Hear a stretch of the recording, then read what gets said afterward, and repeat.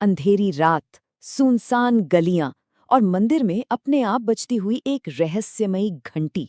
जरा सोचिए इस माहौल को। आज हम एक ऐसी खौफनाक लोक कथा के बिल्कुल सेंटर में जाने वाले हैं, जहां आस्था, डर और एक सदियों पुराने श्राप का भयानक संगम होता है। हम बात कर रहे हैं वेरली गांव के उस रहस्य की जो राख और खून के बीच उलझा हुआ है। तो चलिए इस श्राप की पूरी एनाटॉमी को डिकोड करते हैं। माय व्रत अपूर्ण रहना है, जिसका मतलब है मेरा व्रत अधूरा रह गया। अब सच कहूं तो इन खौफनाक शब्दों ने पूरे वेरली गांव की रातों की नींद उड़ा दी थी। देखिए, लोक कथाओं में श्राप ऐसी हवा से पैदा नहीं होते हैं ना। किसी भी श्राप को पूरी तरह समझने के लिए हमें उस एग्जैक्ट मोमेंट पर वापस जाना पड़ता है जब सदियों पुराने अलिखित नियमों को पहली बार तोड़ा गया था। और यहीं से हमारी कहानी शुरू होती है। भाग 1, द ब्रोकन सील, यानी टूटी हुई मुहर। सब कुछ एक अपशकुन से शुरू होता है। मंदिर में एक अखंड ज्योत थी, मतलब एक ऐसा दिया जो ना जाने कितने सालों से लगातार जल रहा था। लेकिन उस रात पुजारी गणेश राव और उनके साथी दीपक के सामने वो दिया अचानक खुद ब खुद बुझ जाता है। और सिर्फ इतना ही नहीं, मूर्ति के ठीक पास राख गिरी हुई मिलती है। इसके तुरंत बाद गांव में एक भयानक चीख गूंजती है। जब लोग दौड़ के वहां पहुंचते हैं तो उन्हें विट्ठल नाम के एक आदमी का शरीर मिलता है। वो एकदम अकड़ा हुआ था, आंखें फटी थीं और फर्श पर राख की 3 लकीरें खींची थीं, बिल्कुल ऐसे जैसे कोई राख से लिपटा इंसान अंदर आया हो और हवा में गायब हो गया हो। ये बिल्कुल साफ इशारा था कि मोहर टूट चुकी थी। अब इस खौफ को समझने के लिए हमें ये जानना होगा कि राखनदार आखिर है क्या। ये कोई आम भूत प्रेत नहीं है। राखनदार असल में एक रक्षक आत्मा होती है, जो एक बंधी हुई आत्मा से पैदा होती है। इसे शांत और सुप्त रखने के लिए कुछ खास चक्राकार अनुष्ठानों की सख्त जरूरत होती है। अगर वो नियम टूटे तो जो रक्षक है वही भक्षक बन जाता है। भाग 2, राखनदार की उत्पत्ति। तो अब सवाल ये उठता है कि ये राखनदार आया कहाँ से? इस टाइमलाइन पर जरा गौर कीजिए। ये बहुत ही शानदार तरीके से पूरी पिक्चर क्लियर कर देती है।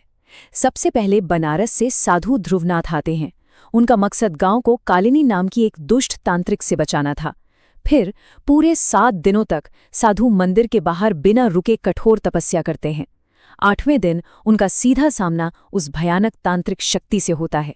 टकराव इतना जबरदस्त था कि धरती से राख उठने लगी और बिजलियां चमकने लगीं। और अंत में साधु ने अपनी ही आत्मा को एक बंधन में बांधकर उस प्रेत को उसी में समा लिया। उन्होंने खुद को हमेशा हमेशा के लिए राख में बदल लिया, और वही राख आज भी उस मंदिर की दीवारों पर रक्षक बनकर चिपकी हुई है। भाग 3, परंपरा बनाम आधुनिकता। अब आते हैं कहानी के टर्निंग पॉइंट पर। यहाँ हमें एक बहुत ही गहरा वैचारिक टकराव देखने को मिलता है। बाईं ओर हमारे पुजारी गणेश राव हैं, परंपरा के प्रतीक। उनका पक्का मानना है कि राखनदार को हर साल आषाढ़ की पूर्णिमा पर रक्त की बलि चाहिए ही चाहिए। लेकिन दाईं ओर हैं नए सरपंच शंकर राव, आधुनिकता की आवाज। पढ़े लिखे सरपंच के लिए ये सब सिर्फ एक पिछड़ा हुआ अंधविश्वास है, और वो गांव में पशु बलि पर पूरी तरह कानूनी रोक लगा देते हैं। अब हम यहाँ किसी को सही या गलत नहीं ठहरा रहे हैं, लेकिन हम साफ देख सकते हैं कि कैसे आधुनिक सोच से उठाया गया एक लॉजिकल कदम अनजाने में उस सदियों पुरानी मोहर को तोड़ देता है। भाग 4, श्राप का जागरण। व्रत टूट गया था, पूजा रद्द हो गई और श्राप जाग उठा। चलिए देखते हैं कि ये खौफ कैसे धीरे धीरे लेवल पार करता है। स्टेप 1, सुबह किसानों ने देखा कि उनके मवेशी रहस्यमयी तरीके से जलकर मर गए हैं और चारों तरफ बस राख फैली है। स्टेप 2, रात के सन्नाटे में गांव के कुएं से पानी के बाहर निकलते कदमों की आवाजें आने लगी, गीले और राख से सने कदम। और स्टेप 3, जो सबसे भयानक था, गांव के लोग मृत पाए जाने लगे और उनके शरीर पर राख के मोटे मोटे निशान मौजूद थे। सोचिए, गांव का हर कोना अब दहशत में था। मंदिर की मूर्ति में दरारें आ जाती हैं और उसकी आंखों से खून जैसा गाढ़ा लाल तरल बहने लगता है। अंबाजी नाम के एक शख्स को अधमरी हालत में पाया जाता है। उसकी छाती ऐसी कुचली थी जैसे किसी ने बहुत जोर से दबाया हो। सुभाष की गाय का सारा खून किसी ने शरीर से खींच लिया था। और तो और खेतों से एक बच्चा अचानक गायब हो जाता है। खौफ का मंजर बिल्कुल चरम पर था। कोई घर सुरक्षित नहीं था। भाग 5, अंतिम टकराव। अब आधुनिकता के गुरूर का सामना उस सदियों पुराने अलौकिक सच से होने वाला था। लोक कथाएं अक्सर अपना न्याय खुद करती हैं। सरपंच शंकर राव, जिन्होंने इस पूरी प्रथा को अंधविश्वास कहा था, अब रातों को सो नहीं पा रहे थे। उन्हें भयानक सपने आते थे जहां लाल आंखों वाला राखनदार उन्हें चेतावनी देता था।